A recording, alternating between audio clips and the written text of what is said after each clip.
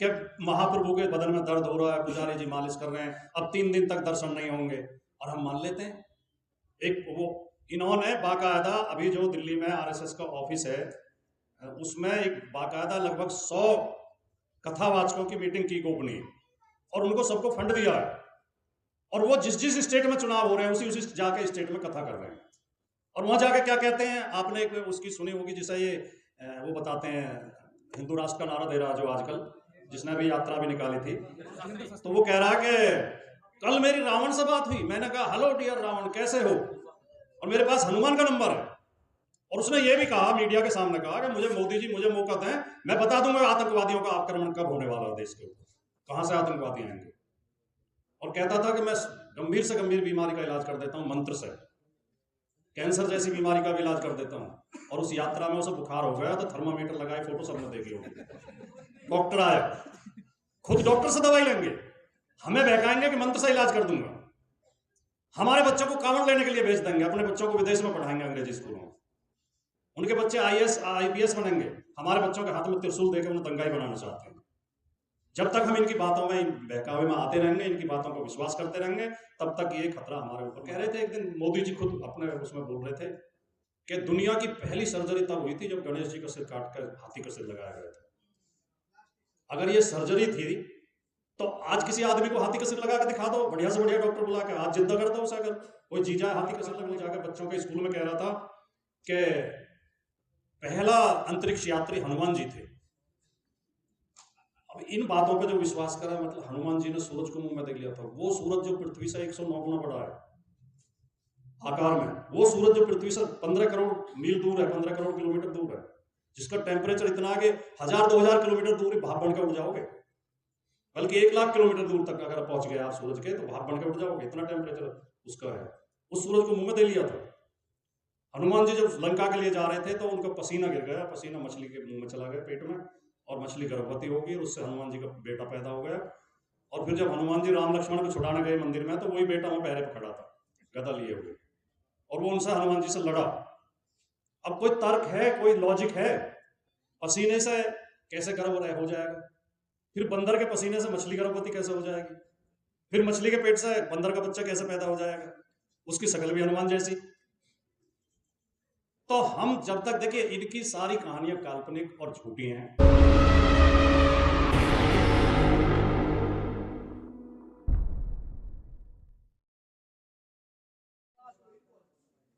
हमारे जो इंडियन दलित फोरम के संयोजक और अध्यक्ष आदरणीय पूर्व जज संजीव कुमार जी, महासचिव लाखन सिंह जी, आप दोनों को बहुत बहुत धन्यवाद कि आपने इतने सुंदर कार्यक्रम का आयोजन किया। और सामने बैठे हुए और मंच पर अन्य साथी, आप सभी प्रबुद्ध लोग हैं, आप सबका अभिवादन करता हूं।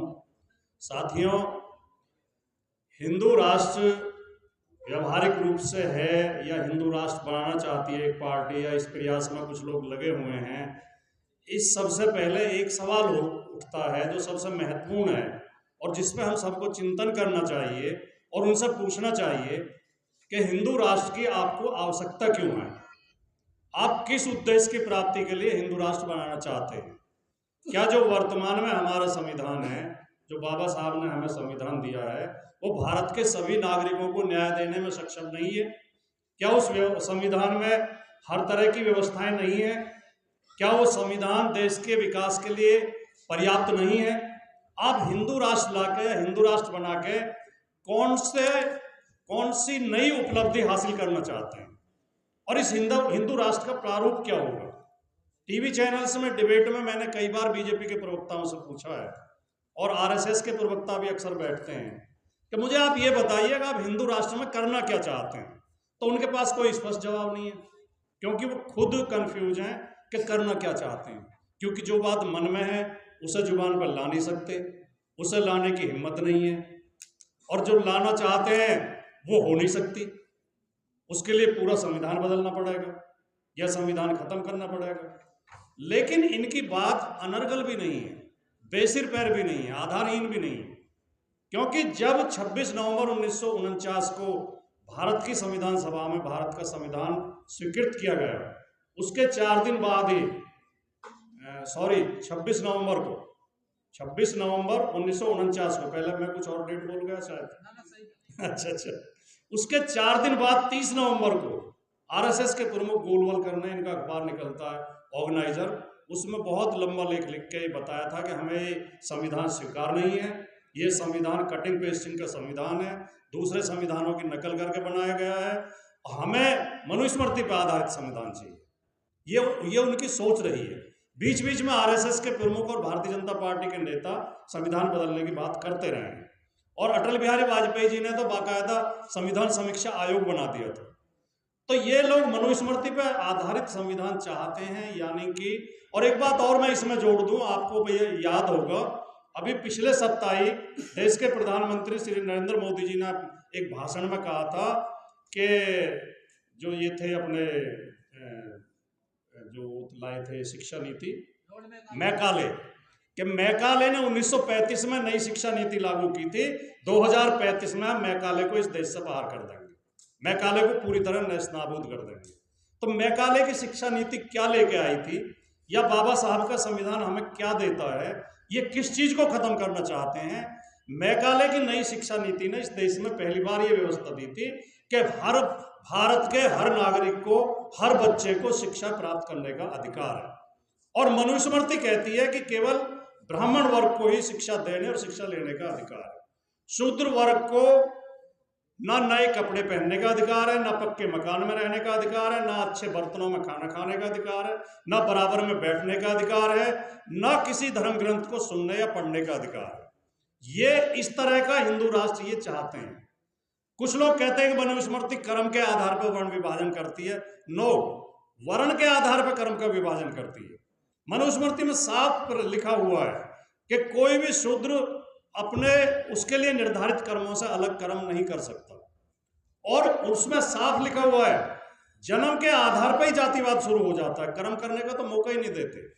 शुरू में बच्चे का जन्म होते ही अगर नामकरण किया जाए तो नामकरण में ही लिखा हुआ है कि ब्राह्मण का नाम बुद्धि सूचक शब्द से, वैश्य का नाम धन सूचक शब्द से, क्षत्रिय का नाम बल सूचक शब्द से, और शूद्र का नाम निंदा सूचक शब्द से शुरू होना चाहिए। यानी ब्राह्मण का नाम हो ज्ञान प्रकाश शर्मा, बुद्धि प्रकाश शर्मा, वैश्य का नाम हो धनपत राय, लखपत सिंह, करोड़ी सिंह, क्षत्रिय का नाम हो बलवान सिंह, ऊर्जावान सिंह, और हमारे नाम हो घसीटा, इतवारी, थावर, शनिचर, यहां तक कि गोबर नाम। मैं तो अभी पढ़ रहा था अखबार में, मुझे पहले, हालांकि मैं हिंदी साहित्य का विद्यार्थी रहा हूं, लेकिन मैं पढ़ नहीं पाया। भिखारी सिंह की कविताएं, भिखारी ठाकुर की कविताएं तो हमने पढ़ी थी कोर्स में। भिखारी ठाकुर बिहार में पैदा हुए, नाई के परिवार में पैदा हुए, शूद्र समाज में पैदा हुए, तो बता रहे थे वो बड़े सुंदर थे पैदा हुए जब, तो बहुत सुंदर बच्चा। तो हमारी ये मानसिक गुलामी है कि हम बच्चे का नाम रखने के लिए पंडित जी को बुलाते हैं, मकान बनाएंगे, मेहनत करेंगे, खून पसीना बहाएंगे, कर्जा लेंगे, गृह प्रवेश पंडित जी से पूछ के करेंगे, बच्चे पैदा करेंगे, उन्हें खूब प्यार करते हैं, उन्हें पढ़ाई लिखाएंगे, शादी उनकी पंडित जी से पूछ के तय करेंगे। तो पंडित जी को बुलाया गया कि जिस बच्चे का नाम रख दो। तो पंडित जी ने देखा, यार नाई के घर में इतना सुंदर बच्चा, उसने कहा ये तो बहुत जल्दी मर जाएगा, इसकी तो मौत आ जाएगी। बोले जी क्या करें, इसका कोई खराब सा नाम रख दो। बोले जी क्या करें, बोले भिखारी रख दो। और वो भिखारी ठाकुर इतने बड़े कवि हुए कि उन्हें बिहार का शेक्सपियर कहा जाता है। तो ये इस हिंदू राष्ट्र में होगा क्या? मैं पिछले 2-3 दिन के अखबारों की आपको खबर बताता हूँ, आप में से कुछ लोगों की नजर पड़ी होगी। मध्य प्रदेश में कोई मंदिर है, उसमें जो भगवान की महाप्रभु की मूर्ति है वो 3-4 दिन से बीमार चल रही है, मूर्ति को बुखार हो गया है, उसे काढ़ा दिया जा रहा है। और कल के अखबार में तो एक खबर थी कि बदन में दर्द हो रहा है, पुजारी उसके एक स्पेशल तेल से मालिश कर रहे हैं। ये कल परसों की खबर है। उसमें जो है उत्तराखंड में एक शायद फ्रांस के थे, वो फ्रांस या कोई से देश के नागरिक आए, वो महिला को पुजारी ले गए अंदर और उसे ब्लू फिल्म दिखाने लगा अपने मोबाइल पे, और उसे कहने लगा तुम्हारे ऊपर हवा का वो है, साया है भूत का, मैं उसे अंदर चलो मैं ठीक कर दूँ उसका। तभी उसका पति आ गया, उसने शोर मचा दिया, उसकी पिटाई भी हुई और अब वो जेल में है, उसे पुलिस ने गिरफ्तार किया। वो केरला का जो सबरीमाला मंदिर है जिस पर सुप्रीम कोर्ट तक केस चला था, आज के ही अखबार में खबर है, शायद आप देख के आए होंगे। उसका मंदिर सोना चुराने का, उसका पुजारी जो है सोना चुराने के आरोप में गिरफ्तार हुआ है और जेल में है। और एक वो है, असल में ये बात मैं इसलिए कह रहा हूं, ये इसी विषय से संबंधित है कि देखिए, मनुष्य एक बौद्धिक पशु है। मनुष्य में और पशु में और कोई अंतर नहीं है। उसी तरह हम सांस लेते हैं पशुओं की तरह, उसी तरह जीते हैं, उसी तरह खून है, मांस है, हड्डी है, उसी तरह खाते हैं, शौच करते हैं, बच्चे पैदा करते हैं, सब काम करते हैं। मनुष्य के पास केवल एक विशेषता है कि इसके पास बुद्धि है। अन्य पशुओं में बुद्धि विकसित नहीं हो पाई।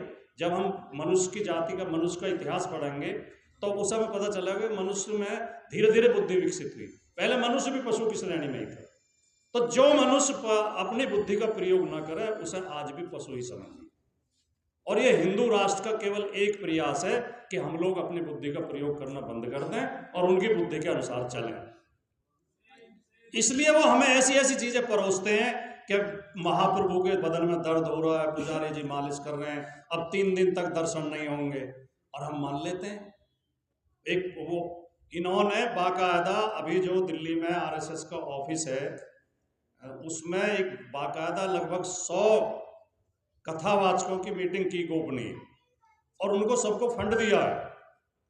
और वो जिस जिस स्टेट में चुनाव हो रहे हैं उसी जाके स्टेट में कथा कर रहे हैं। और वहां जाके क्या कहते हैं, आपने एक उसकी सुनी होगी जिसे ये वो बताते हैं, हिंदू राष्ट्र का नारा दे रहा जो आजकल, जिसने भी यात्रा भी निकाली थी, तो वो कह रहा कि कल मेरी रावण से बात हुई, मैंने कहा हेलो डियर रावण कैसे हो, और मेरे पास हनुमान का नंबर है। और उसने ये भी कहा, मीडिया के सामने कहा कि मुझे मोदी जी मुझे मौका दें, मैं बता दूंगा आतंकवादियों का आक्रमण कब होने वाला है देश के ऊपर, कहां से आतंकवादी आएंगे। और कहता था कि मैं गंभीर से गंभीर बीमारी का इलाज कर देता हूं मंत्र से, कैंसर जैसी बीमारी का भी इलाज कर देता हूं। और उस यात्रा में उसे बुखार हो गया तो थर्मामीटर लगाए, फोटो सबने देखी होगी। डॉक्टर आया, खुद डॉक्टर से दवाई लेंगे, हमें बहकाएंगे कि मंत्र से इलाज कर दूंगा। हमारे बच्चों को कांवड़ लेने के लिए भेज देंगे, अपने बच्चों को विदेश में पढ़ाएंगे अंग्रेजी स्कूलों में, उनके बच्चे आईएएस आईपीएस बनेंगे। हमारे बच्चों के हाथ में त्रिशूल देकर उन्हें दंगाई बनाना चाहते हैं। जब तक हम इनकी बातों में, बहकावे में आते रहेंगे, इनकी बातों को विश्वास करते रहेंगे, तब तक ये खतरा हमारे ऊपर मंडराता रहे। केवल हमें अपनी बुद्धि का प्रयोग करना है, अपने विवेक का प्रयोग करना है। वो कह रहे थे एक दिन, मोदी जी खुद अपने उसमें बोल रहे थे कि दुनिया की पहली सर्जरी तब हुई थी जब गणेश जी का सिर काट कर हाथी का सिर लगाया गया था। अगर ये सर्जरी थी तो आज किसी आदमी को हाथी का सिर लगा के दिखा दो, बढ़िया से बढ़िया डॉक्टर बुला के, आज जिद्दा कर दो उसे, अगर कोई जी जाए हाथी का सिर लगने के बाद। एक और इनका नेता है अनुराग ठाकुर, वो जाकर बच्चों के स्कूल में कह रहा था कि पहला अंतरिक्ष यात्री हनुमान जी थे। अब इन बातों पे जो विश्वास करा, मतलब हनुमान जी ने सूरज को मुंह में देख लिया था। वो सूरज जो पृथ्वी से 109 गुना बड़ा है आकार में, वो सूरज जो पृथ्वी से 15 करोड़ मील दूर है, 15 करोड़ किलोमीटर दूर है, जिसका टेम्परेचर इतना है कि 1000-2000 किलोमीटर दूर ही भाप बन के उड़ जाओगे, बल्कि 1 लाख किलोमीटर दूर तक अगर पहुंच गए आप सूरज के तो भाप बन के उड़ जाओगे, इतना टेम्परेचर उसका है। उस सूरज को मुंह में दे लिया था। हनुमान जी जब लंका के लिए जा रहे थे तो उनका पसीना गिर गया, पसीना मछली के मुंह में चला गया पेट में, और मछली गर्भवती होगी और उससे हनुमान जी का बेटा पैदा हो गया। और फिर जब हनुमान जी राम लक्ष्मण को छुड़ाने गए मंदिर में तो वही बेटा वहां पहरे पर खड़ा था गदा लिए हुए, और वो उनसे हनुमान जी से लड़ा। अब कोई तर्क है, कोई लॉजिक है? पसीने से कैसे गर्भ हो जाएगा?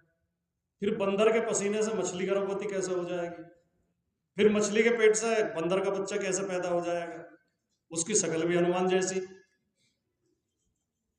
तो हम जब तक, देखिए इनकी सारी कहानियां काल्पनिक और झूठी हैं, और हमारे जो महापुरुष हैं वो सच्चे हैं, और उन्होंने व्यवहारिक हमारे आज के प्रयोग में आने वाले बातें हमारे लिए लिखी। हम अपने महापुरुषों की अपने बच्चों के लिए लाभदायक बातों को अपनाते नहीं हैं। उनके फर्जी जो उन्होंने विद्वान बना रखे हैं, फर्जी किताबें लिख रखी हैं, उन फर्जी काल्पनिक कहानियों को हम सच्ची मान के उनके पीछे चल देते हैं। वरना तो जो इनका प्रयास है, ये चाहते हैं कि इस देश में शूद्रों के सब अधिकार छिने, शूद्रों की शिक्षा छीने, महिलाओं के सब अधिकार छीने। ये जितने विरोधी शूद्र समाज के हैं उतने ही महिलाओं के भी हैं, महिलाएं चाहे किसी भी जाति की हैं। रामचरितमानस में तुलसीदास जी ने राम के मुंह से कहलवाया कि महाविरष्ट चली फूट की यारी, जो स्वतंत्र होए बिगड़े नारी। यानी कि बारिश का पानी ऐसे फूट कर निकल रहा है जैसे आजाद होने पर स्त्रियां बिगड़ जाती हैं। ये कहां से आया? ये मनुस्मृति से आया। मनुस्मृति में लिखा हुआ है कि स्त्री को कभी भी स्वतंत्र नहीं छोड़ना चाहिए। उसे बाल्यावस्था में पिता के अधीन, युवावस्था में पति के अधीन और वृद्धावस्था में पुत्र के अधीन रहना चाहिए। स्वतंत्र होते ही स्त्रियां चरित्रहीन हो जाती हैं। और मनुस्मृति में यह भी लिखा हुआ है कि जिस तरह अग्नि मल को जलाने पे भी अपवित्र नहीं होती, पवित्र ही बनी रहती है, इसी तरह ब्राह्मण कितना ही कुकर्म करे वो कभी अपवित्र नहीं होता है, वो सदैव पूजनीय बना रहता है। वही तुलसीदास जी ने लिखा है उसमें कि पूजिए विप्रशील गुणहीना, शूद्र गुणगण ज्ञान प्रवीणा। तो वो फिल्म थी नहीं उसकी, सनी देओल की, बॉर्डर ही थी नहीं जिसमें हैंडपंप उखाड़ देता।